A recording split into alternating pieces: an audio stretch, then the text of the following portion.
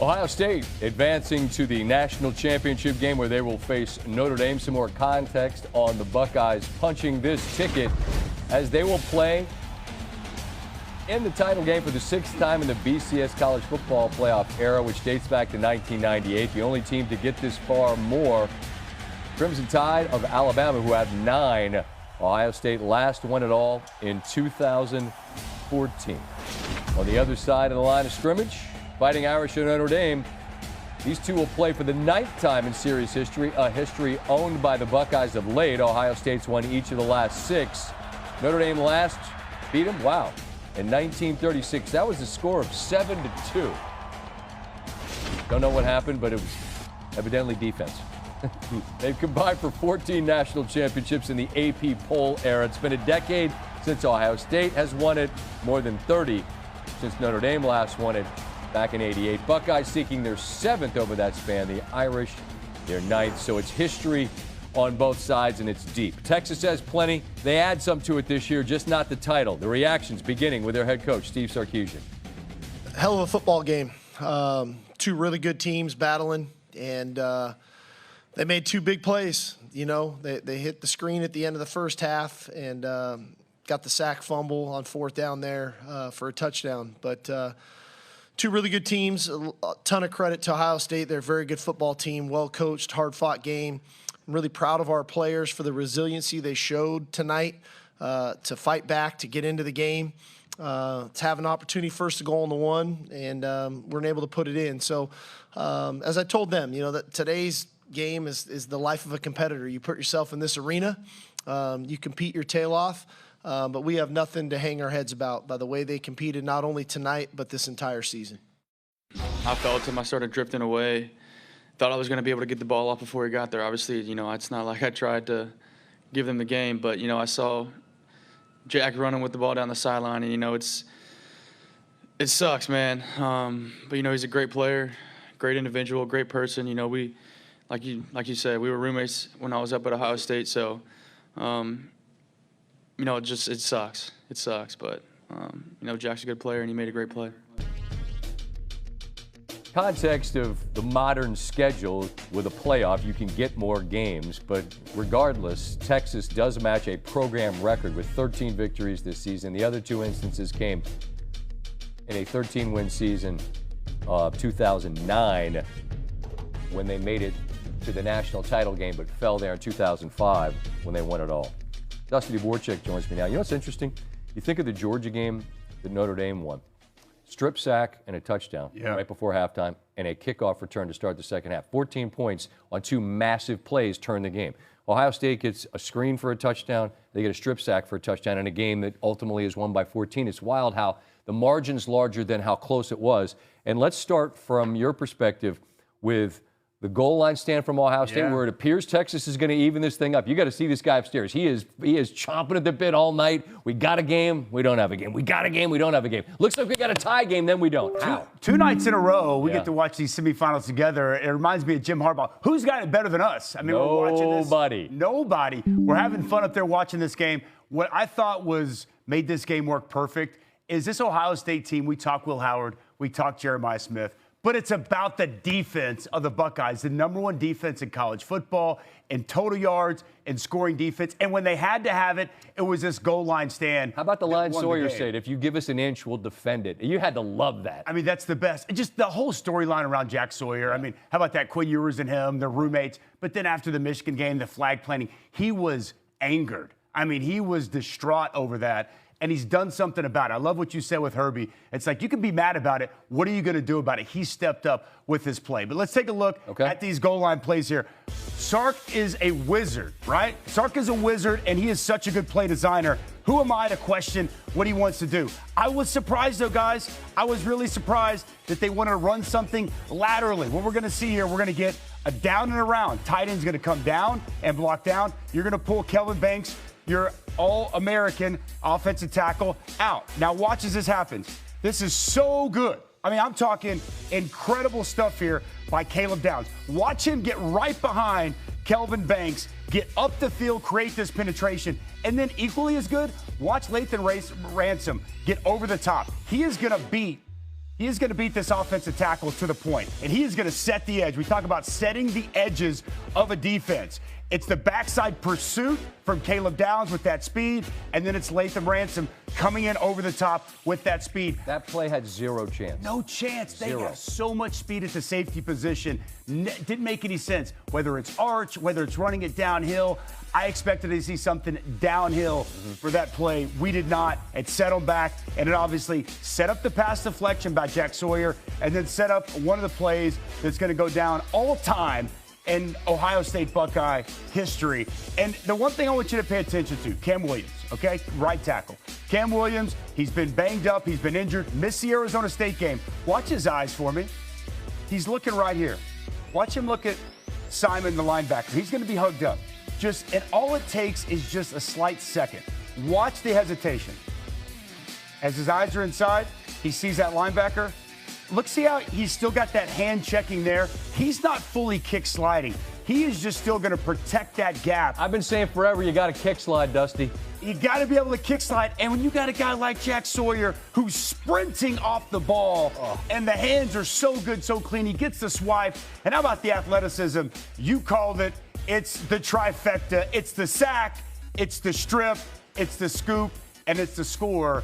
And it's Ohio State winning this football game on that play, punching their ticket to a national championship. Just unbelievable. We've seen it against Penn State this season, keeping the Nittany Lions out of the end zone. We saw it on the biggest stage here tonight. That defense has been the calling card for this team all season, and they were again tonight. And that toss on second down, though, backed them up, because if it weren't Downs and Ransom, I think it got there. I looked like a corner and a safety that were going to get there, too. That just play had zero chance, and it put them way off schedule, and then Sawyer makes the forever play. They also had some forever plays from their running backs in this game. I've joked with Coach Day afterwards, throw it to four. He had zero impact on this game.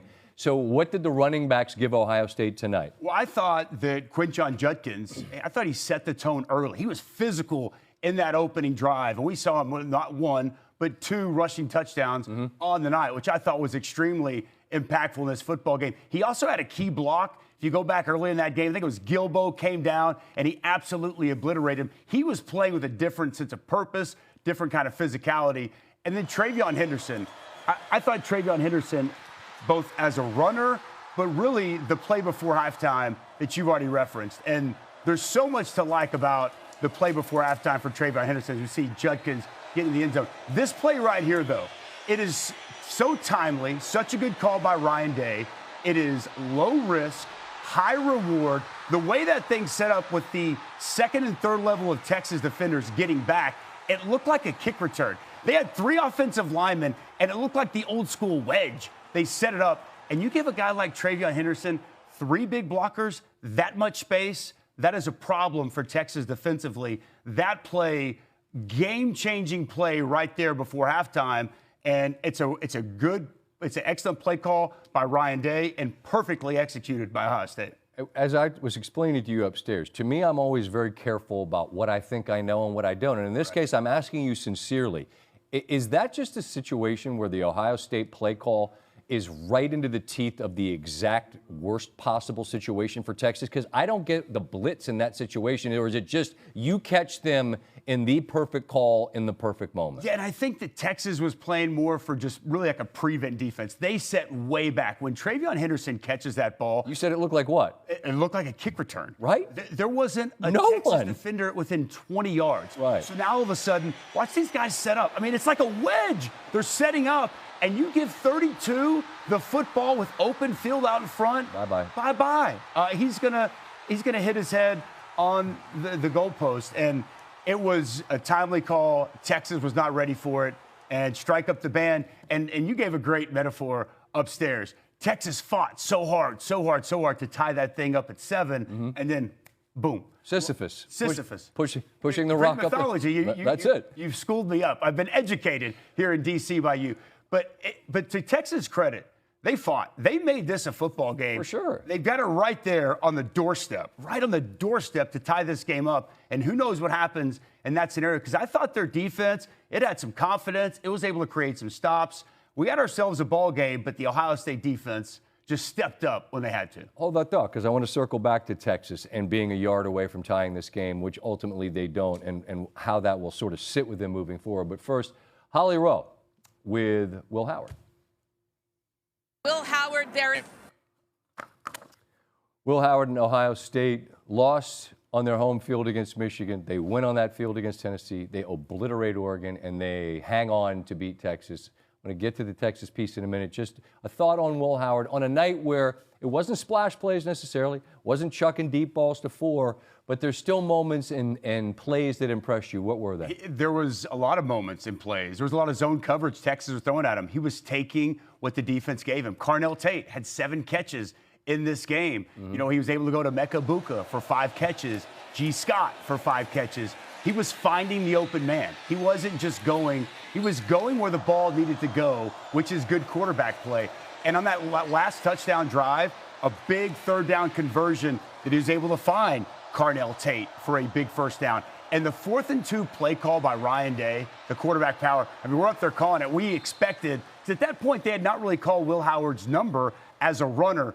You talk about timely, good play call and execution on that quarterback power. I mean, the guy has been a leader. And to step in the first year, similar to Riley Leonard, interesting how both these guys coming in their first year, leading their teams to victory. A lot of people were questioning, especially after Michigan, was it really an upgrade from where they were a year ago with Kyle McCord? And he has been excellent throughout this playoff. And even without Jeremiah Smith, 1 reception, 3 yards, he's still able to get it done and find other guys and win this game. Four's got 60 more minutes to hang numbers. Yeah, I imagine he probably will. Is there a game that you still to this day think back that didn't go your way? Is there, like right now, is there a game that you think, I can't believe we lost to somebody somewhere along the way? 2003 national championship against Nick Saban and LSU. Yeah, absolutely. Okay. We have the ball, and we're down. You know, me tell you the whole thing. No, I'm just saying. 21-14, we're down there, offense. It has the ball inside the 10-yard line. They get the stop. We don't. They win the football game. My point's been more than 20 years. It's still right there, right? Right there. If you're Texas, how do you reconcile that you're a yard away from the end zone and you go backwards and then watch 33 run down the sidelines? Look, this team's done some great things. Back-to-back years. I understand that. They go to the semifinal. They won a championship last year in the Big 12. They make it to the SEC championship this season. They did great things. You need to try to find a way to remember that because it's not going to go away. I'm not the guy to minimize the accomplishment. It's not going to go away. They're building culture. They're doing all the things Sark says he wants to do. You're a yard away from tying the game, and you don't. I'm just asking, what do you do with that? You live with it, and you say, you know what? You give credit where credit's due. You give credit to Jack Sawyer. Yeah. You give credit to Ohio State, and you take your L's, man. That's part of this. And that's why when we go out there as competitors, there's a winner, there's a loser.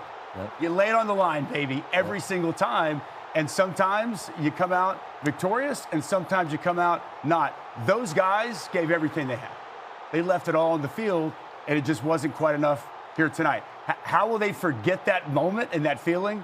22 years later, Scott, I remember like it was yesterday, and I wish I could tell you it felt better today than it did then, but... Yeah, but the good news for you is you're sitting in the basement in D.C. with some bald-headed guy who looks like an old shoe, so it's worked out really well for you. We've loved having you here, and you're going to be with us. So pleased to have you along. This should be a good one. We're set, and off we go here on EA Sports. On the return, here comes Cordero Patterson. And they'll bring him down just shy of the 30-yard line.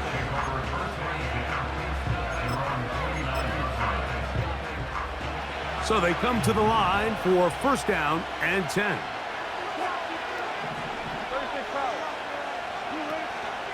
Now a first carry for the Alabama product, Najee Harris. And he's going to be brought down up past the 45.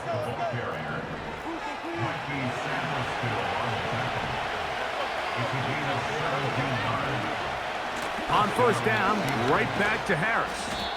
And he'll get forward for a couple. It's 2nd down.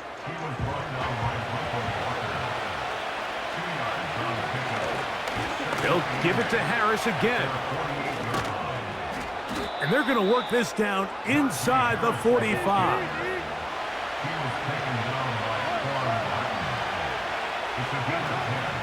Another run here with Harris. And he'll work forward for about 3. It's second down.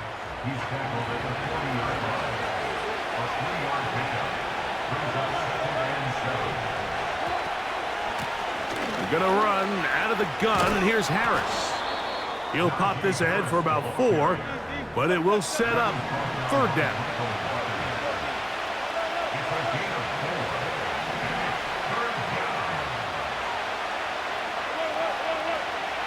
Out of the gun, here's Russ. That is caught! And he will get into the end zone. Calvin Austin. Touchdown, Steelers. Chris Boswell on for the point after. It's up and good. And the Steelers will take a 7-0 lead. Boswell now following the touchdown. Back out to kick this one off. This kick is fielded in the end zone, but no move to bring it out. It's touchback, and that ball will come out to the 30-yard line.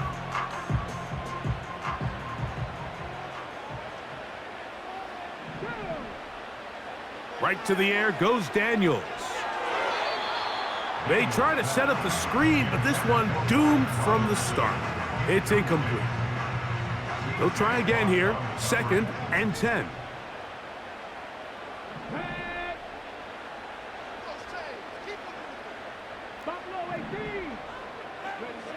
Operating from the gun, it's Daniels. And that's going to be incomplete. Coverage was good that time. The contact jarring the ball loose and forcing third down. Luke McCaffrey, the intended receiver. Now it's going to be third down.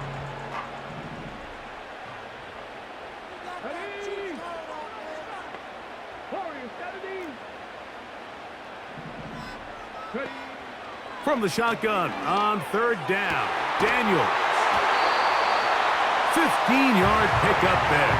First down, Washington.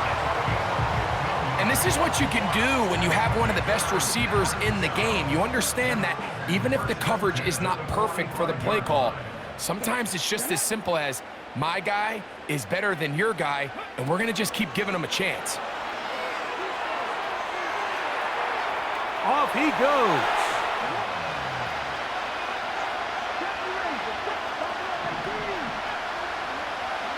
Now on 3rd and forever, he'll look to throw. Slings this deep from McLaurin. And he bats it away, and it falls down incomplete. Trying to get something positive to happen here before the break, and they sure need it. They went for the big one, but it winds up incomplete.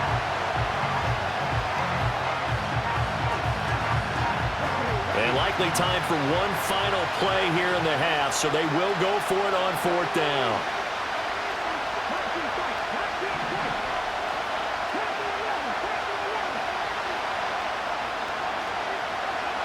A final shot before break.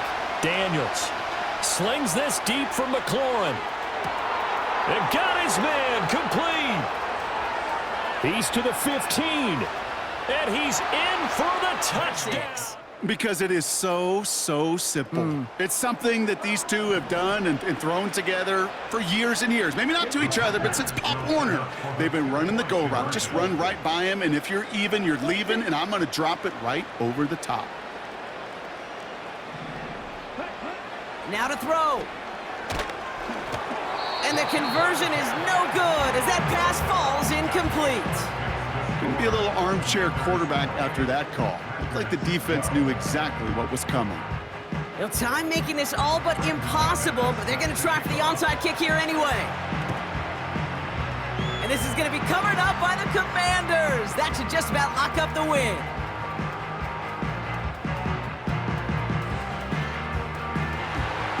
And Washington finishes the return to the end zone. Touchdown!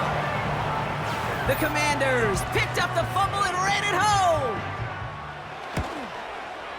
He gets it to go, and the Commanders will move out to a 14-7 lead.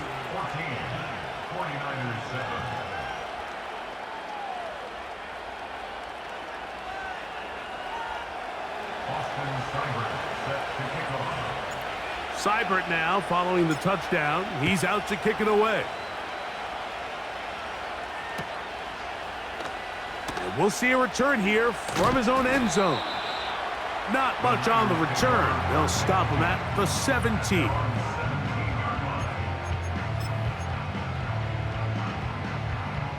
Boy, some bulk in the formation on that right side here for 1st and 10. A play fake. Now it's he fumbled the football. And the defense has it. And there it is. The defense comes up with the big... Robinson will score. Touchdown, Commanders. So how about that for an answer? They get the touchdown there, and it's back to a one-score game here in the 4th. And that's what these guys have done all game long because they've scratched and slashed their way to stay in this game. And by now, we should all realize they're not going away.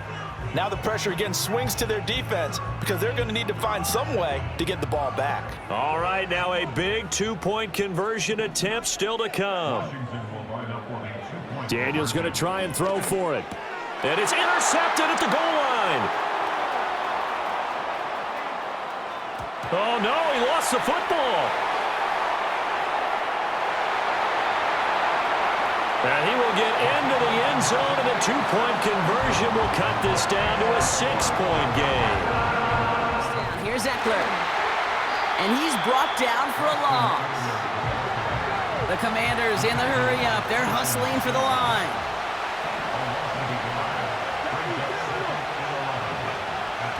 To throw. That's complete. Here's Brown. And they bring him down. Looks like he got it to the 27.